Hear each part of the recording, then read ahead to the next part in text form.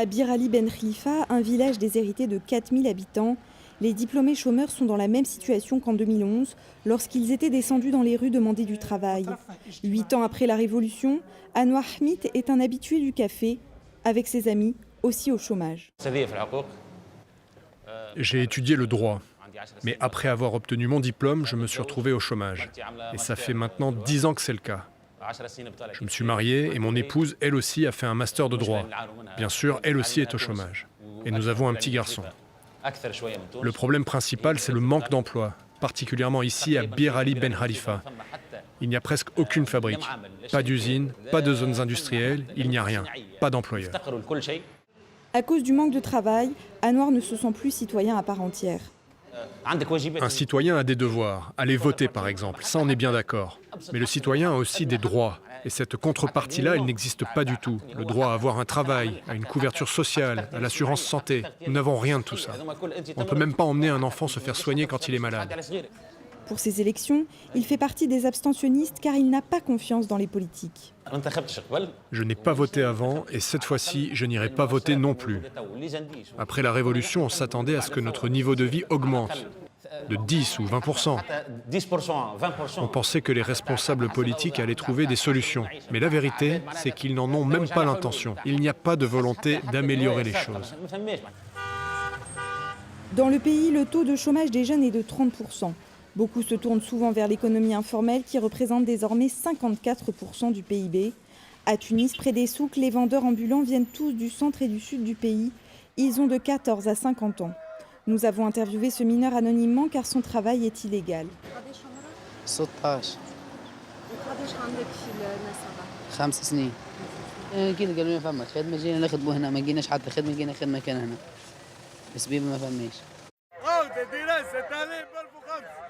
Ramer a 8 frères et sœurs restés au village. Il n'avait pas les moyens de continuer l'école, alors il a travaillé pour envoyer de l'argent à sa famille. Il gagne environ 6 à 15 euros par jour selon ses ventes. À côté de lui, Zafer, 45 ans, est venu du sud il y a 2 ans pour tenter sa chance à Tunis. Regarde, je vends tout un tas de trucs en plastique pour la maison, pour faire le ménage. J'ai du papier aluminium et des sachets poubelles. Et j'ai même tous ces accessoires pour faire la fête. Comme par exemple ces sprays. Mais tous ces vendeurs sont dans l'illégalité. Ils vivent au jour le jour et s'arrangent comme ils peuvent pour ne pas se faire prendre. Notre principal problème, c'est la municipalité. Là, on se parle tranquillement, mais dans un quart d'heure, il est possible qu'on doive s'enfuir s'il y a une descente d'agents municipaux. Regarde nos étalages, ce sont des étalages mobiles. Tout est sur roulette. On n'a pas d'autre choix. On avait presque trouvé une solution avec le gouverneur. Il a dit qu'on nous donnerait un endroit, mais rien ne s'est fait et maintenant on continue de nous embêter.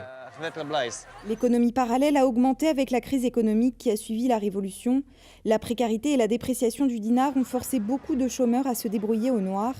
Comme Jamel, père de famille, qui est passé d'un salaire stable de 500 euros par mois dans la maintenance technique d'une usine à un boulot d'électricien en freelance. La société dans laquelle je travaillais a été fermée du jour au lendemain. C'était brusque et violent. Mais vu que j'ai un savoir-faire technique, je me suis débrouillé. Le seul souci, c'est que je travaille selon la demande. Parfois, un client m'appelle pour faire une installation et parfois non.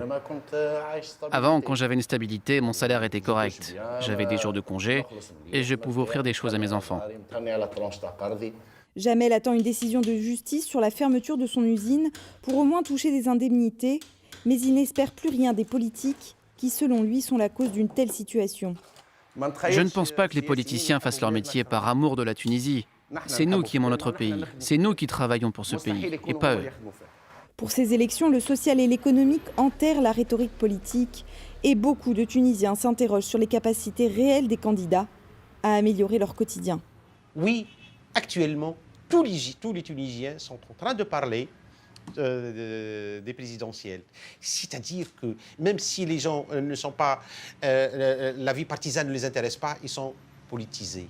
Politisés, comme en témoigne le suivi des premiers débats entre les candidats, retransmis à la télévision, une première dans le pays que plus de 3 millions de téléspectateurs ont regardé. Une petite avancée pour la démocratie.